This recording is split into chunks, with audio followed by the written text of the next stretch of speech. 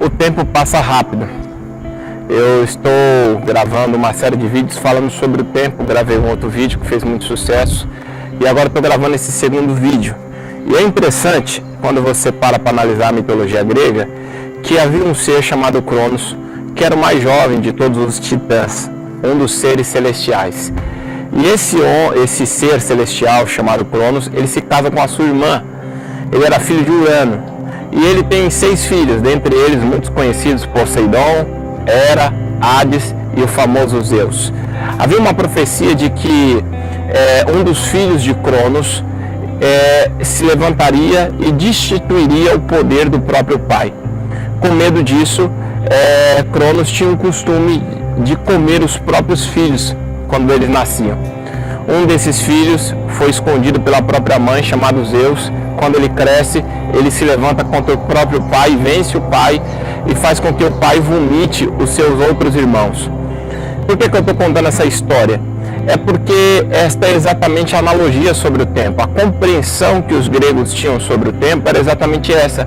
O tempo é um ser que destrói todas as coisas. O tempo é um ser que devasta todas as coisas. Há uma expressão que os intelectuais antigos gregos usavam, que é: o tempo, os deuses, eles não têm nenhum poder. O único poder que os deuses têm é o poder da eternidade. E isso faz com que tudo que exista diante de você, quando você é um ser eterno, se destrua. O tempo, ele é responsável pela destruição de todas as coisas. E há quem diga assim: olha, a história eterniza, mas o tempo, ele é tão poderoso que ele destrói a própria história. Isso é uma coisa muito interessante. Quando eu falo para pensar no tempo, eu consigo entender que o tempo, ele é um conceito.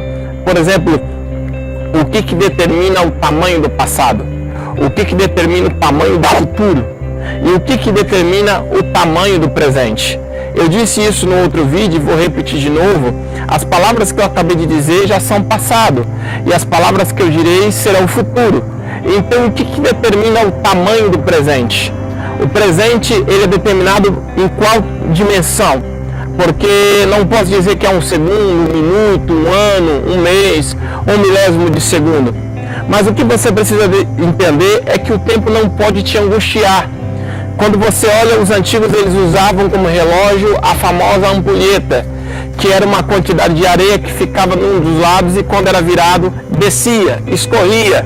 Você precisa entender que não é só o tempo que vai te observar, mas é você também que vai observar o tempo. A grande questão do tempo não é a sua passagem, mas sim o que você faz com ele. Como você aproveita o teu tempo. Como você se compreende dentro da história do tempo. Salomão foi considerado o homem mais sábio da terra porque ele conseguia contemplar o tempo. Moisés, em um dos seus salmos, ele vai dizer: Senhor, ensina-me a contar os meus dias. Isso faz você ser uma pessoa sábia. Existe na Europa um dos experimentos mais antigos do mundo. E o tempo é o maior fator de experimento da história, porque você só sabe o que uma semente, quando plantada na terra, vai virar, se você esperar ela crescer. E esse experimento, ele já dura mais de 100 anos, para provar a densidade da gota de peixe. E a cada década pinga uma gota. O que eu consigo aprender com isso? Uma coisa só será determinada como verdadeira se ela passar pelo teste do tempo. O que vai provar o teu caráter, as tuas ações, o que vai provar o quilate, a nobreza do teu caráter é o tempo. Eu vejo algumas pessoas desesperadas quando elas estão sendo caluniadas ou quando elas estão sendo difamadas, e eu digo para elas: calma, o tempo irá revelar a verdade dos fatos. O tempo vai mostrar quem é quem. Eu encerro a minha fala dizendo que quando Jesus ele morre na cruz, os discípulos se desesperam, não pelo fato de que Jesus havia morrido, mas pela incapacidade deles lidarem com o tempo. Quando você age diante de uma situação não dando tempo para o amadurecimento, o avanço daquela ação, isso faz com que você tome atitudes precipitadas. Os discípulos voltam a pescar, porque eles não quiseram esperar os 3 dias que Jesus havia dito. Jesus disse: no 3º dia eu vou ressuscitar.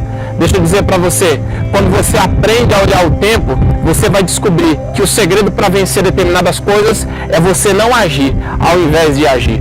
Porque quando você entende o tempo certo, você guarda a tua ação e você age no momento certo. Jesus ressuscita ao terceiro dia e ele aparece na praia. Há um olhar assustado por parte dos discípulos, mas Jesus está tranquilo, porque ele lida com o tempo.